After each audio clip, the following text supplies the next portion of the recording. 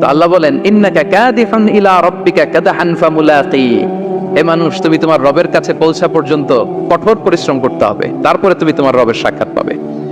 তার মানে এই দুনিয়াটা হচ্ছে পরিশ্রমের জায়গা প্রিয় ভাইরা। এখানে পরিশ্রম না করলে সফলতার দেখা মিলে না। বাঁচতে হলে, সারভাইভ করতে হলে, টিকে থাকতে হলে আপনাকে পরিশ্রম করতে হবে। এই পৃথিবীতে কেউ কাউকে জায়গা করে দেয় না, এখানে জায়গা করে নিতে হয়, ঠিক কিনা বলেন?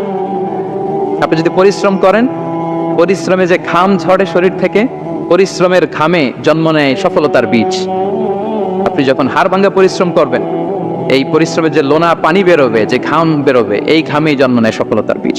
এবং সফলতার কোনো শর্টকাট হয় না প্রিয় ভাইরা। অনেকে অল্পতে সফল হতে চায়, শর্টকাট খুঁজে, আসে না নাই?